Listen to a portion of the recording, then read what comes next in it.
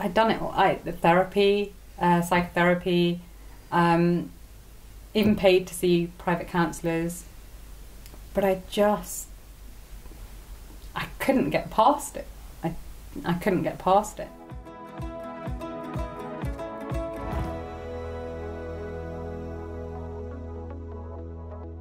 You tried self-harming, you tried to commit suicide a few times. What conventional methods did you try?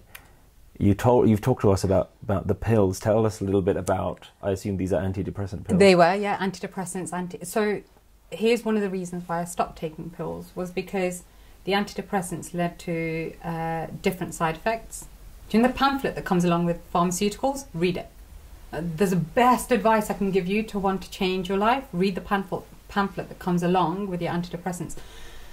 I now understand also that having suicidal thoughts was an actual side effect of the antidepressants. So do they make you more depressed? Yeah, I reckon they do. Because if one of the side effects is that you may consider suicide, but we're openly being given these pills, and you're not concerning yourself with the side effects. I never read a pamphlet. I just wanted the pills to make me feel better. And did they make you feel better when you took the pills? Because you were saying that you, at one point, I remember you telling me that you were taking something like 9 pills. 9 pills a day. A day. By the time I finished, because I'd had many surgeries as well over the past, it was a 9-year period, I think. And I'd had surgery after surgery after surgery for different complications. And every single pill that I was taking was to combat a side effect from the previous pill that I was put on. So those original pills were still a part of my regime, only I had to take a number of counteracting pills to balance out the effects of the original pills. Wow. So there were pain medications, there was antidepressants, anti-anxiety meds. Yeah, it was quite a concoction. What were some of the other methods that you had tried apart from taking antidepressants? The usual NHS route of CBT. Which is what? Cognitive behavioural therapy.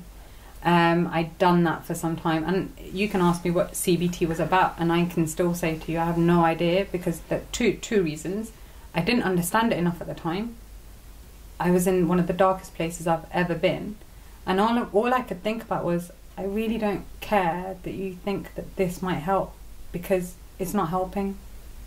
I can't get past this where I'm at. I know all of this. I've read the book you told me to read on self-esteem and self-confidence and all of those, but I still feel sad. So this is something inside. I'd done it all.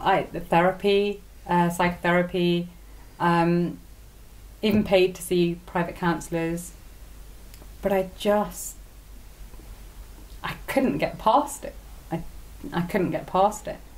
So how did it eventually stop? How does that years and years and almost a decade or more worth of depression start to turn around? And why did it turn around? October 2015, I made the decision that I didn't want to take anymore, because at the beginning of that summer, I'd actually gone in to see my doctor and say that the pills aren't working, I'm still sad. And he said, let's put you on something else. And I said, no, I don't think so, not now. So he wanted to give you something else. Other... That was the answer every time you said that your antidepressant wasn't working. Or if you were saying that I was still sad, their answer was, let's change your antidepressants or change your dosage. So there's a slightly different chemical. Yeah, let's try something else. Let's try in a different part of your brain. And so you're taking these pills and they're doing nothing for you.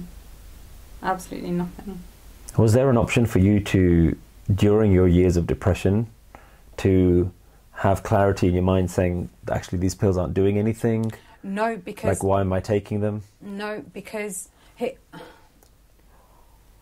by the time you start taking antidepressants, you're depressed anyway. It's part of your psyche. No, don't get me wrong, antidepressants work for a lot of people, and they did work for me for small things, I think. You know, maybe the intensity of depression wasn't so bad in the morning. Maybe the intensity of depression wasn't so bad in the evening. It meant that I could sleep for 5 or 6 hours without getting up and feeling sad or whatever.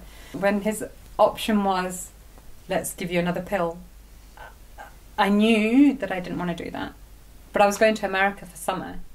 So I thought, I'll see when I come back. We'll talk about it when I come back. We'll change the pills when I come back. I don't want to do a regime change. That's what I said to him. I don't want to do a regime change before I go to America, because I know there's an embedding process as well. When you switch pills, you actually go through another period of sometimes of a deeper depression before you start feeling better, till those pills kick in. Wow. So I didn't want my summer to be taken up by a regime Trying change something of pills. new. I wanted to enjoy myself for what I was going to do. And I went out and I spent some incredible time with some incredible people. They helped me find in me what it was that my husband found in me. Does that make sense? So it wasn't, I was no longer thinking my husband's only telling me the things I need to hear because he thinks I need to feel better. The stuff, the kind of things that people were saying it just gave me a whole different outlook. And a lot of these people I'd only just met. So they saw in me someone that I didn't relate to anymore. So part of your turnaround was actually taking yourself out of that everyday situation of being at home in the same environments and being surrounded by, I assume, all the triggers that reinforced your own depression, actually moving away from that. And I'm so fortunate that I have a husband that said, you know what, go do it. This is an incredible opportunity, just go. And by that time I'd learned to manage my depression pretty well. I had had some really good jobs up until that point. I was very lucky that he said, go do it for you. I never really understood how much that meant to my recovery. And the support from family. And while I was out there, I was like, do you know what, this, and I knew that this, the way I felt was inside. It wasn't outside anymore. There was a change in just the way you felt. Yeah. So I came back and I was having a conversation with my brother at the point, and I said something to him, and he says, you need to find gratitude in your life. You need to find gratitude for the things you have, because what you have, and he was specifically talking about my husband at the point, what you have, people are searching for.